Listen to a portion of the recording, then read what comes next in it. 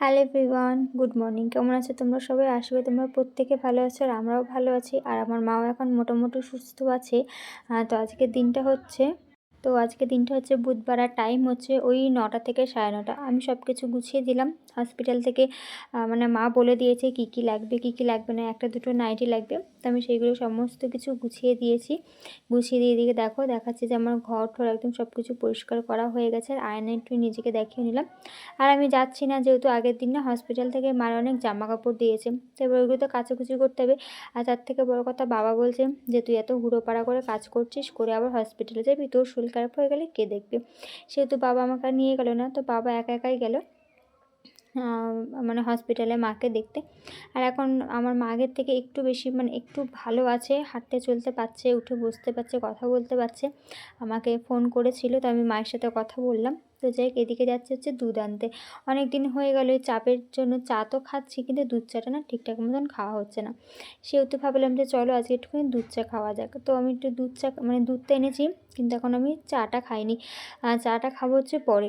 কালকে রাতেবেলা আমি না কিছু খাইনি, ভাত ফাত বলতে কিছুই খাইনি। সেহেতু সকালবেলাটা ভাবলাম যেহেতু আগের দিন রাতে ভাত খাইনি, আগে ভাতটা খেয়ে নিই, তারপরে চাটা খাই। নাহলে আমি যদি সত্যি সত্যি যদি আমার শরীর খারাপ হয়ে যায়, তাহলে সংসারটা কিন্তু পুরোই বসে যাবে। প্রথমত যে সংসার চালায় আমার মা, সে তো অসুস্থ। এবার যদি আমিও অসুস্থ হয়ে পড়ি, তাহলে সংসার চালানোটা একদমই মুশকিল হয়ে যাবে। কারণ আমার বর ধরো কাজে যায়, আর আমার বাবা ধরো মাকে দেখতে যায়, একদমই অসুবিধায় পড়ে যাবো। তো আগের দিনে রুই মাছ ছিল, তো সেটাই রয়ে গেছে। তো সেটাই খাওয়া দাওয়া করেছি, করে একটু বাইরে রোদ্রে বসেছিলাম। তা আমি যাইনি। সেই দরুন মা ফোন করেছিল খোঁজ নেওয়ার জন্য। মারা হয়তো এমনই হয়, দেখো মা অসুস্থ, কোথায় আমি মায়ের খোঁজ নেব?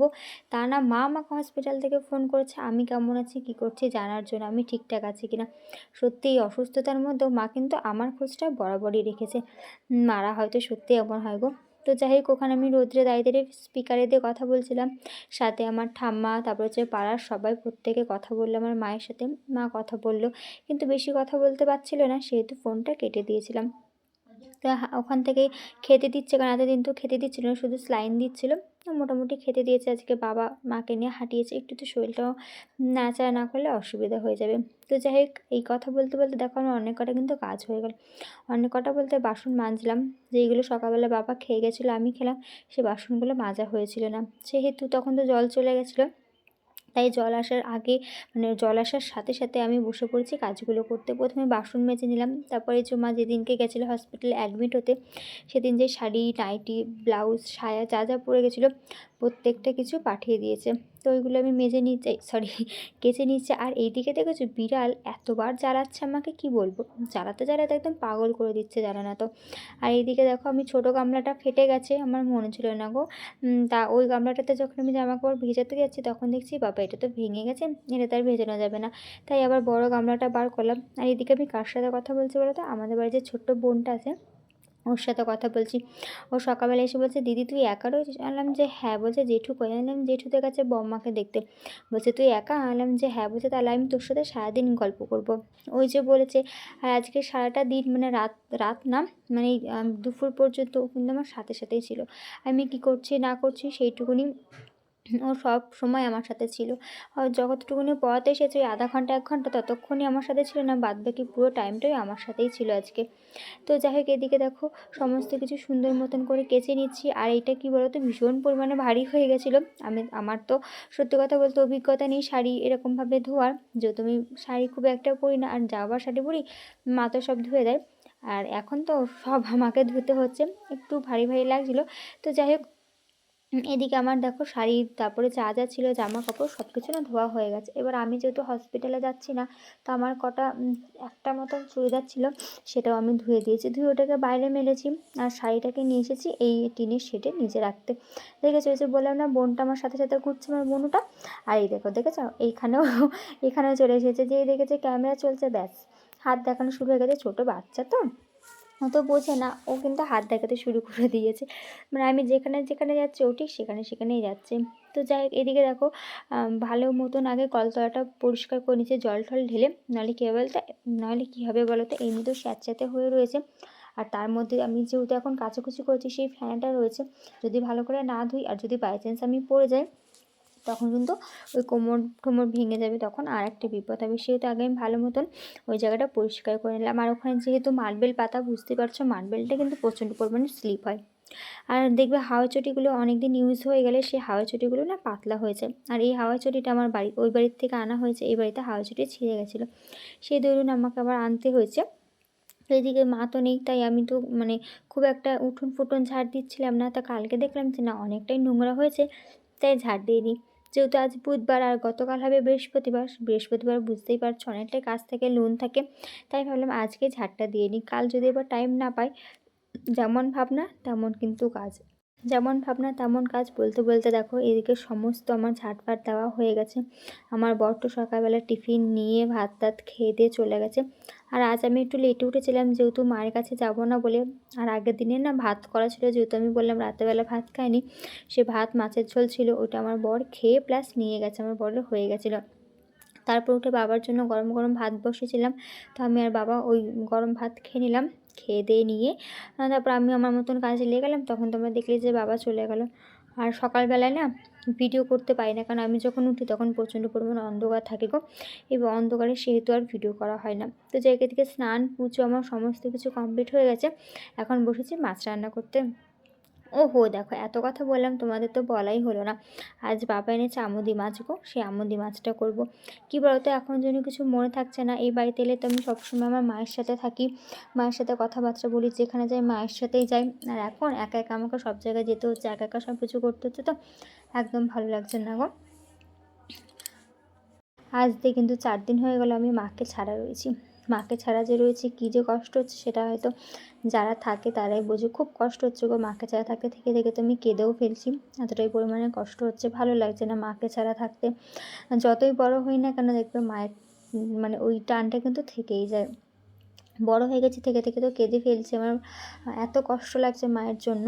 তো যাই হোক এদিকে দেখো আমি বসে পড়েছি মাল করতে, অনেক দিন হলো মাল করিনি। এতটাই পরিমাণে চাপ চলছিল যে যার দরুন আমি মাল করতে পারছিলাম না। এবার মালটাও তো লোকের, সেটাও তো আমাকে রাখিটাতেও দিতে হবে। সেহেতু ভাবলাম আজ যেহেতু অতটা কাজ নেই, আর একটুখানি লেটে ঘুম থেকে উঠেছি, তো দুপুরবেলা ঘুমটাও পাচ্ছে না, শরীরটা আজকে অতটাও পরিমাণে ইয়ে হয়নি, ক্লান্ত বোধ হয়নি, যেহেতু সকালে রান্নাটা খুব একটা সকালে তো রান্না হয়নি, শুধু ভাতটাই করেছি, তার জন্য আজকাল ক্লান্ত বোধটা নেই। সেহেতু ভাবলাম যে চলো তাহলে বসে বসে মালটাই করা যাক। এবার ওনার মাল আমাকে তো দিতে হবে তাই না, সেহেতু ভাবলাম যে চলো তাহলে বসে বসে মাল করি। এদিকে জানালাটা খোলা রয়েছে, খুলে এদিকে আমি রোদ ঢুকছে হালকা হালকা, আমি তার মধ্যে বসে বসে রাখি করছি। আর তোমাদেরকে দেখালাম একবার রাখিটা। সত্যি কথা বলতে আমার এই রাখিটা কিন্তু ভীষণ ভালো লাগে, এত সুন্দর দেখতে রাখিটা। সুন্দর বলতে কী বলতো, লকেটটা এত সুন্দর, আমার ভীষণ পছন্দ হয়েছে, সত্যি সত্যি পার্সোনালি ভীষণ পছন্দ হয়েছে। তো ইচ্ছা আছে এর মধ্যে থেকে একটা রাখি বানিয়ে আমি রেখে দেবো, যেহেতু রাখিতে আমি আমার গণেশ ভাইকে রাখি পরাই, ওর জন্য না রাখি খুঁজে পাই না, আর যাও বা খুঁজে পাই মন মতন যেন হয় না। সেহেতু আমার বড় বলেছে এই রাখিটা সুন্দর, এই রাখিটা নিয়ে রাখতে পারো। তাই আমি ভেবেছি যে হ্যাঁ সেটাই করবো, তো একটা রাখি এখান থেকে না নিয়ে রাখবো। তো যাই হোক এদিকে কিন্তু অনেকটাই হয়ে গেছে বেলা। ওইদিকে কী বলো তো, আমার ভাত রান্না বান্না সমস্ত কিছু কমপ্লিট হয়ে এখন বসে রয়েছি। ভাতও খেতে ভালো লাগছে না, বারবার আমার বর আমার বাবা ফোন করছে, তারপর আমার ঠাম্মা এসে এসে আমাকে বলছে ভাত খেয়ে নে ভাত খেয়ে নে। তাই এখনও ভাবছি যে না খেয়ে নিই, অল্প কটা হলেও খেয়ে নিই। কেউ তো যবে থেকে মা ওখানে হসপিটালে ভর্তি হয়েছে, আমার না কিছু জন্য খেতে ইচ্ছা করছে না, যে মা কিছু খেতে পাচ্ছে না আর আমি খাবো, একদমই ভালো লাগছে না গো। সেহেতু খাচ্ছিও না। এবারে সবাই বলছে যে তুই না খেলে তুই দুর্বল হয়ে পড়বি, তখন যখন মা আসবে তোর, তাহলে তখন তুই কী করে সামলাবি। সেহেতু খেয়ে নিলাম। তো চলো তাহলে খাওয়া দাওয়া করিনি, তোমাদের সাথে আবার পরে দেখা হচ্ছে কেমন। তো হ্যাঁ এখন বাজে ঠিক 9টা বাজতে 8 মিনিট বাকি, আর একটুখানি গেছিলাম বাজারে, তো বাজার করে এনেছি আর একটা জিনিস কিনে এনেছি, তোমাদেরকে দেখাচ্ছি তারাও। তো গেলাম একটুখানি বাজার করতে, একটুখানি ফোনের দোকানেও গেছিলাম। তো চলো তোমাদের একবার ব্যাক ক্যামেরা করে দেখিয়ে দিই। এতদিন ধরে কেনার ইচ্ছা ছিল, টাকাটা জমা দেওয়া ছিল, তো কাকু বলছিল যে পরে এনে দেবো পরে এনে দেবো, তো বলেছিল রবিবার দিনকে এনে দেবে। তো তখন আর যাওয়া হয়নি মায়ের অ্যাডমিটের জন্য। তো আজকে গেছিলাম ওখানেই, তো ওখান থেকে একবারে ফোনের দোকান থেকে ওটা কিনেও নিয়ে এলাম। তাহলে তোমাদের একবার ব্যাক ক্যামেরা করে দেখিয়ে দিই দাঁড়াও। তোমাদের একবার দেখিয়ে দিই, এনেছি প্রথমত মোমো। খুব মোমো খেতে ইচ্ছা করছিল, তো একটুখানি মোমো খেলাম। আর এই মোমো খেয়েছি, আর পরে না আর রাত্রেবেলা ভাত খেতে পারিনি।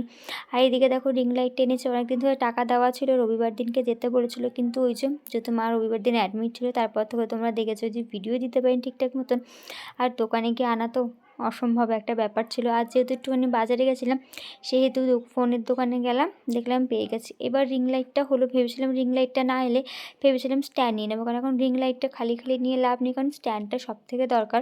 তো দেখলাম রিং লাইটটা চলে এসেছে, তো দেখি ও বলেছে রবিবার দিনকে আমার একটা স্ট্যান্ড কিনে দেবে, কারণ রিং লাইট স্ট্যান্ড ছাড়া কিন্তু অসম্ভব। স্ট্যান্ড খালি কিনলে অসুবিধা হয় না, রিং লাইটটা পরে কিনলেও কোনো প্রবলেম থাকে না ফোনটা স্ট্যান্ডের জন্য, কিন্তু রিং লাইটটা থেকে আমার বেশি দরকার স্ট্যান্ডটা। রিং লাইটটা পরে কিনলে অসুবিধা হতো না, কিন্তু এবার রিং লাইটটা কিনেছি স্ট্যান্ড ছাড়া, রিং লাইটটা কিন্তু কোনো কাজেরই না। লাইট জ্বলছে কিন্তু স্ট্যান্ড ছাড়া রিং লাইটটা লাগাতে পারছি না, ওটা এখন পড়েই থাকবে। তো দেখি ইচ্ছা আছে রবিবার দিনও স্ট্যান্ডটা কিনে নেব, এখন দেখা যাক কী হয়। তো যাই হোক, এখন খাচ্ছি এই যে মোমো আর এই যে স্যুপ। কিন্তু বিশ্বাস করবে না, মোমোটা আমি বাজার থেকে কিনে এনেছি, এত বিচ্ছিরি ছিল খেতে, মানে বলার বাইরে। যেমন ভাত গলে গেলে হয় ঠিক সেরকম। আজকের ভিডিওটা এইটুকুনি রইলো, কাল দেখা হবে নতুন একটা দিন নতুন একটা ব্লগের সাথে।